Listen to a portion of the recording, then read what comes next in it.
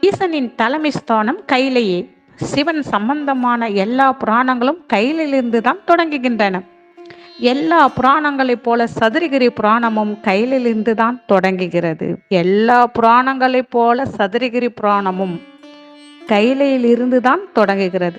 ஈசன் திரைவிளையாடுகள் இதுவும் ஒன்று. காரணம், கையிலிருந்து ஒரு உயிர் பூ உலகத்திற்கு வரும். வந்தவுடன் தன்னை மறந்துவிடும். இதைதான் வேதங்கள் பிறப்பு இறப்பற்ற ஒரு பொருள் பல பிறப்பு இறப்புகளை சந்தித்து ஓய்கிறது என்கின்றன. இதைதான் வேதங்கள் பிறப்பு இறப்பற்ற ஒரு பொருள் பல பிறப்பு இறப்புகளை சந்தித்து ஓய்கிறது என்கின்றன. தன்னிலிருந்து பிறந்த ஒன்றை தன்னிலிருந்து வேறாக நினைக்க வைப்பதை ஈசனின் லீலைதான். ஏன் இந்த லீலை? பின்னால் அது தன்னை உணர்ந்து தன்னிடமே வந்து லயிக்க இப்படி ஒரு விளையாட்டு. அதுபோல நோக்கமில்லாமலே கூட நாம் சதுரகிரிக்கு சென்றால் அது நம்மை ஈர்ப்பதை உணரலாம். நோக்கமே இல்லாமலே கூட நாம் சதுரகிரிக்கு சென்றால் அது நம்மை ஈர்ப்பதை உணரலாம். நாம் எங்கிருந்து வந்தோம் என்னும் ஞான தேடலை தொடங்கும் அந்த ஜீவன் இறுதியில் ஈசனால் ஆட்கொள்ளப்பட்டு ஈசனிடமே சென்று லயிக்க கையிலையை அடையும். இது யுக யுகமாக நடந்து வருகிறது. சுந்தர மகாலிங்கம் சதுரகிரியில் அமர்ந்ததற்கு இதுவே காரணம் என்கிறது புராணம். கைலையில் எப்போது வேத கோஷங்கள் முழங்கிக் கொண்டே இருந்தன. யாழ்வல்ல தேவர் என்ற முனிவர் அங்கே வீணை மீட்டி கானத்தில் ஈடுபட்டிருந்தார். யாழ்வல்ல தேவர், அவரது சங்கீதம் அனைவரையும் உருக செய்தது. இந்த ஞானம் ஈசனின் அருள் இருந்தால் மட்டுமே சாத்தியம் என்று எல்லோரும் அவரையே நோக்கினர். அங்கிருந்து திருக்குளத்தில் இருந்த ஒரு வேதமாது அவர் கானத்தில் மயங்கினாள். யாழ்வல்ல தேவர் என்னும் பெயரையே அவளுக்கு ஒரு மயக்கத்தை தந்தது. யாழ்வல்ல தேவரும் தமது கானகத்தின் மூலம் தன் மீது யாருக்கும் மோகம் வருகிறது என்பதை உணர்ந்து அவள் பக்கம் திரும்பினார். அவளை நோக்கினார், புரிந்து கொண்டார். மந்திர வாக்கியங்களாக பரிணமித்த இசை இப்போது அபஸ்வரமாயிற்று. ஈசனின் நினைவில் பாட வேண்டியவை இப்போது இன்னொருவர் மகிழ்ச்சிக்காக பாடலானார். பக்தி நிலையிலிருந்து அவர் மனம் அகங்கார நிலைக்கு தாழ்ந்தது. நிர்மலமான இடத்தில் மனம் என்பது உற்பத்தியாகி அதன் விளைவாக நான் என்னும் எண்ணம் எழுந்தது. பிறகு அந்த ஜீவன் பூ உலகை நோக்கி தானே பயணப்பட வேண்டும். ஆன்மா உடல் என்னும் தோற்றத்தை ஏற்று துன்புறுத்ததான் வேண்டும். யாழ்வல்ல தேவரையும் தேவ கன்னியையும் பார்த்தார் ஈசன். மோக மயக்கத்தில் ஆழ்ந்துவிட்ட நீங்கள் இனி பூவுலகில் சென்று மனித பிறப்பெடுத்து அதற்குரிய இன்ப துன்பங்களை அனுபவியுங்கள் என்றார். அவர்கள் ஐயனே என்று கதறினர். சரியான சமயத்தில் தடுத்தாட்கொள்வேன் என்று அருளினார் ஈசன். இதன் மூலம் தெரிய வருவது என்ன? ஈசனின் தரிசனம் கிடைத்துவிட்ட போதிலும் தடம் மாறும் சந்தர்ப்பம் நேரிடும். சமாதி நிலையில் வீற்றிருக்கும் ஞானியர் கூட மோகம் இழைத்துவிடும். என்ன வகை இன்பம் எங்கிருந்து தோன்றினாலும் இது யாருக்கு ஏற்படுகிறது என்ற சுய பரிசோதனை செய்து விலக வேண்டும். சித்திகள் கூட இப்படிதான். யாழ்வல்ல தேவருக்கும் தேவகானம் தித்தித்தது. அதை கொண்டு அவர் ஈசனை நோக்கி பயணித்திருக்க வேண்டும். அதற்கு ஊர்தியாக தானே அவருக்கு கானம் அமைந்தது. ஆனால் அவர் பூரண சரணாகதி அடையவில்லை. சஞ்சலத்தில் ஆழ்ந்தார். விளைவு பூவுலக பிறப்பு. இது ஈசனின் சாபம் அல்ல. ஒரு ஜீவன் பூவுலக வாழ்வை முழுமையாக அனுபவித்து தீர்க்கவில்லை என்கிற குறை அறிந்து அவருக்கு அருளப்பட்டது இந்த கட்டளை. யாழ்வல்ல தேவரும் தேவமாதும் கைலையை நெருங்கி இப்படி நிலை தடுமாறி விட்டோமே என்று வருந்தினர். கர்ம வினையை அனுபவித்துதானே தீர்க்க வேண்டும் என்கிற தெளிவோடு பாண்டியன் நாட்டில் சூட்சமாக இறங்கினர்.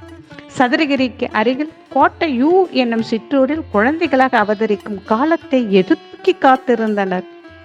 தில்லைக்கோன் என்னும் இடையர் கோட்டையூரில் வசித்து வந்தார். சிவபக்தியில் கனிந்தவர், சிவனடியார்களின் நேசர். தில்லைக்கோனின் மனைவி திலகவதி கருவுற்றாள். ஆண் குழந்தை பிறந்தது. அவரே யாழ்வல்ல தேவர். குழந்தை நிறம் பச்சையாக இருந்ததால் பச்சை மால் என்று பெயரிட்டனர். தில்லைக்கோனின் தங்கையாகிய சிங்கார மங்கைக்கும் செங்கமல கண்ணனுக்கும் மகளாக பிறந்தாள் தேவமாது. அவளுக்கு ஜடை மங்கை என்று பெயரிட்டனர். கையிலில் இருந்து பூமிக்கு வந்திருக்கிறோம் என்பதை மாயை மறைத்து அவர்களுக்குள் மன உறவு ஏற்பட்டது. தந்தையின் குலத்தொழிலை ஒட்டி பச்சைமால் பசுக்களை மேய்த்து கொண்டிருந்தார். ஜடைமங்கை பால் விற்று கொண்டிருந்தாள். முன் ஜென்மத்து தூய்மை அப்படியேதான் இருந்தது. அனுபவிக்க வேண்டிய கர்மாவை அனுபவித்து விட்டால் தூய்மை மீண்டும் பளிச்சென துவங்கும். ஜீவன்கள் அதை மறந்துவிட்டாலும் ஈசன் நினைவுபடுத்தாமல் விடமாட்டார். இதைதான் ஆட்கொண்டு அருளுதல் என்பார். இதன் பொருட்டு ஈசன் ஜடாமகுடம் தரித்தவராக நெற்றியில் திருநீறு பட்டைகளோடு தண்ட கமலத்தோடும் தெய்வத்தன்மை வாய்ந்த மாவூற்றுக்கு அருகே எழுந்தறினாள். வத்ரா இருப்புக்கு 16 கிலோமீட்டர் தொலைவுள்ளது மாவூற்று என்னும் தலம். சித்தர் வடிவில் வந்த ஈசனை நோக்கினாள் ஜடைமங்கை. அவளை அறியாத வணங்கினாள். சித்தரும் ஆசீர்வதித்தார். பின்னர் அவளிடம், தாயே, எனக்கு மிக தாகமாக உள்ளது, உன் கையில் உள்ள பால் பாத்திரத்தை கொடுக்கிறாயா என்று கேட்டார். உடனே அவரிடம் அதை கொடுத்து விட்டாள் ஜடைமங்கை. சித்தர் பாலை அருந்தினார். ஆஹா, நான் இன்னும் சில நாட்கள் இங்கேயே வசிக்கிறேன், தினமும் பால் கொண்டு வந்து தருவாயா என்று கேட்டார். ஜடைமங்கையும் தினமும் அவருக்கு பால் கொண்டு வந்து கொடுத்தாள். பச்சைமாலின் தந்தையும் தாயும் மருமகள் தினமும் கொண்டு வரும் பாலின் அளவு குறைவதைக் கண்டு சந்தேகமடைந்தனர். பச்சைமாலை மனைவியை கண்காணிக்க தீர்மானித்தார். ஜடைமங்கை சித்தரை சந்தித்து வந்தது வழக்கம் போல வணங்கினாள். பால் குவளையை கொடுத்தாள். சித்தர் அதை அறிந்துவிட்டு ஆசி கூறினார். இதை கண்டு கோபம் கொண்ட பச்சைமால் மனைவியை வீட்டுக்கு வரட்டும், விசாரித்துக் கொள்வோம் என்று தீர்மானித்து வீடு திரும்பினான். மாலையில் வீடு திரும்பியதும் ஜடைமங்கை ஜடைமங்கை என்று கூப்பிட்டு கொண்டே வீட்டுக்குள் வந்தான். அவளிடம் கோபமாக, நான் வெயிலிலும் மழையிலும் கஷ்டப்பட்டு பசுக்களை மேய்த்து கொண்டு வருகிறேன், நீயோ ஊரில் தெரியும் பரதேசிகளுக்கு பாலை கொண்டு போய் குடிக்க கொடுக்கிறாயே, உன் மனதில் என்ன நினைத்து கொண்டிருக்கிறாய் என்று அவளை ஓங்கி அறைந்தான். ஆசை மனைவி மீது இப்போது ஆத்திரம் மேலிட்டது. நான் அப்படி என்ன தவறு செய்து விட்டேன் என்று வருந்தினாள் ஜடைமங்கை. நான் செய்தது தவறு எனில் அது சித்தருக்கு தெரியாதா? இப்படியே யோசித்தவள் பின்னர் தாங்காத துக்கத்தோடு சித்தரை காண சென்றாள். ஜடைமங்கை கதையின் தொடர்ச்சி. தான் என்கிற அகங்கார எண்ணமே மனிதனை சகல துன்பங்களிலும் ஆட்படுத்தி விடுகிறது. அந்த அகங்காரத்தை தகர்த்துவிட்டால் எஞ்சி நிற்பதே ஆத்மா. சித்தரை காண வந்த ஜடமங்கையை சித்தராக வந்துள்ள ஈசன் பார்த்தார். அகங்காரம் கொண்டவர்கள் உலக இன்பத்தை தூய்க்க விரும்பி அதன் துன்ப வழியில் சிக்கிக் கொள்கிறார்கள். இப்போது ஜடமங்கை அந்த துன்ப வழியிலிருந்து மேல சித்தரிடம் ஓடி வந்துள்ளாள். சித்தர் அவளிடம், ஜடமங்கை, ஏன் இந்த துன்பம்? நீ சாதாரண மானிட பெண் அல்லவே. நீ இப்போது ஏற்றுள்ள இந்த உடலிலும் நீ அல்லவே. நீ உன் பார்வையை உள்முகமாக திருப்பு. நீ உன் பார்வையை உள்முகமாக திருப்பு. நீ எங்கிருந்து வந்திருக்கிறாய் என்பது அப்போது தெரியும் என்றார். சித்தரின் முன்னிலையில் தாம் ஒரு புது உலகில் சஞ்சரிப்பதைப் போல உணர்ந்தாள் ஜடமங்கை. அம்மையே, நீ இவ்விடத்தில் ஜடாதாரி என்னும் திருநாமத்துடன் வீட்டிலிருந்து உன்னிடம் அபயம் கேட்டு வருவோருக்கு அருள்வாயாக என்று அருளினார் சித்தர்.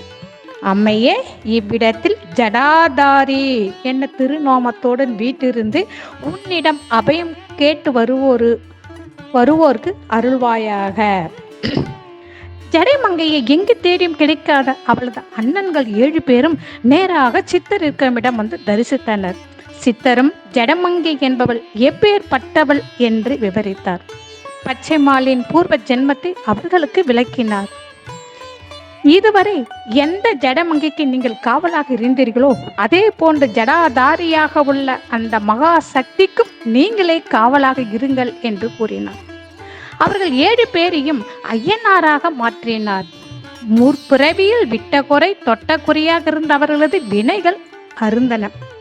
ஐயனாராக திசைக்கு ஒருவராக வீட்டிருக்கின்றனர். கிராம தெய்வங்கள் பெரும்பாலோர் மனிதர்களாக வாழ்ந்தவர்கள்தான். தங்களை சார்ந்த மனிதர்களின் உயர்வுக்கு வாழ்ந்தவர்கள்தான். தங்களை சார்ந்த மனிதர்களின் உயர்வுக்காகவும் உயிர்க்காகவும் பாடுபட்டவர்கள்.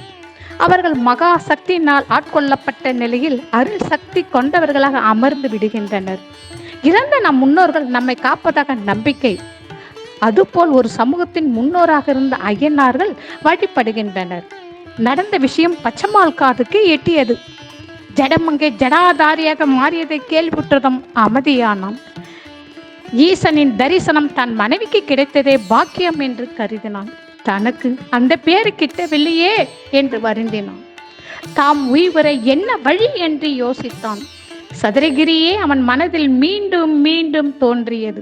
சதுரகிரியே அவன் மனதில் மீண்டும் மீண்டும் தோன்றியது. நடந்தான் சதுரகிரியை நோக்கி. உலக வாழ்வில் எதை சேர்க்க சேர்க்க மகிழ்ச்சி கிடைக்கும்? ஆன்மீக வாழ்வில் எதையும் இழக்க இழக்க மகிழ்ச்சி பெருகும். உலக வாழ்வில் எதையும் சேர்க்க சேர்க்க மகிழ்ச்சி கிடைக்கும். ஆன்மீக வாழ்வில் எதையும் இழக்க இழக்க மகிழ்ச்சி பெருகும். சதுரகிரியை அடைந்ததுமே அவன் மனது தெளிந்தது. மனதுள் இருந்த மாசுக்கள் கரைந்து அழிந்தன. பசித்து வந்தோர்க்கெல்லாம் பாலும் மோரும் அளித்தான். ஞானம் சித்தித்தது. மோட்சம் அடைதலையே தனது வைராக்கியமாக கொண்டான். இந்த வேளையில்தான் மகா சித்தரை தரிசிக்க கோட்டையூர் மன்னன் வந்தான். அவனை அங்கோர் ஆலயம் எழுப்ப பணித்தார் சித்தர். ஆலய பணிகள் நிறைவுற்ற நிலையில் சித்தரும் தனது சுயரூபமான சிவரூபத்தை காட்டி மறைந்தார். லிங்க ரூபமாக காட்சி அளித்தார். அவருக்கு உதயகிரி நாதர் என பெயரிட்டனர் மக்கள். சதுரகிரிக்கு வரும் மக்கள் மாவூற்றில் உள்ள உதயகிரி நாதரையும் வந்து வழிபட்டு செல்கிறார்கள். சுந்தர மகாலிங்கம் உருவாவதற்கு முன்னே உதயமானவர் உதயகிரிநாதர். அதாவது சுந்தர மகாலிங்கம் உருவாவதற்கு முன்பே உதயமானவர் உதயகிரிநாதர். சுந்தரானந்தர் ஆசிரமத்துக்கு வந்த பச்சை மால் அங்கே சுந்தரானந்தர் பூஜித்து வரும் லிங்கத்தை கண்டு விளங்கினான். பச்சை மாலை உற்று பார்த்த சுந்தரனார் தனக்குள் மெலிதாக சிரித்து கொண்டார். ஏன்? பச்சை மாலின் பூர்வ ஜென்மத்தை சுந்தரனார் தான் தவ வலிமையால் உணர்ந்து விட்டார். அதனால் அந்த சிரிப்பு. சதுரகிரியில் உள்ள சித்தர்கள் உறவு பச்சை மாலுக்கு கிடைத்தது. சதுரகிரியில் உள்ள சித்தர்களின் உறவு. சுந்தரனாரின் லிங்க பூஜைக்கு தேவையான பாலை பச்சைமால் தினமும் கொண்டு வந்து கொடுத்தான். ஒரு நாள் பச்சைமாலின் மாடு காணாமல் போய்விட்டது. பால் கிடைக்கவில்லை. பூஜைக்கு பால் கொண்டு செல்ல என்ன செய்வது என்று பதறினான் பச்சைமால். பசுவை தேடிக்கொண்டு மலையின் பல பகுதிகளிலும் அலைந்தான். ஓரிடத்தில் ஒரு சித்தர் பசுவின் காம்பில் வாய் வைத்து பாலை உறிஞ்சி கொடுப்பதை பார்த்தான். கடும் கோபத்துடன் கையில் இருந்த கொம்பால் அவர் முதுகில் ஓங்கி அடித்தான்.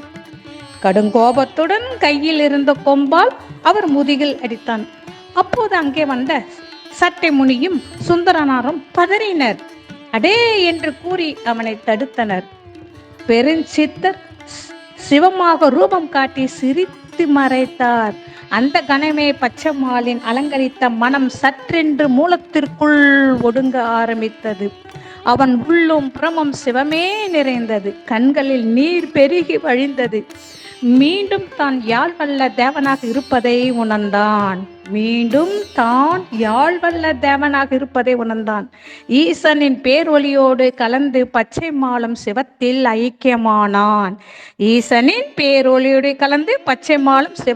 ஐக்கியமானான். சிவாய நம. திருச்சிற்றம்பலம்.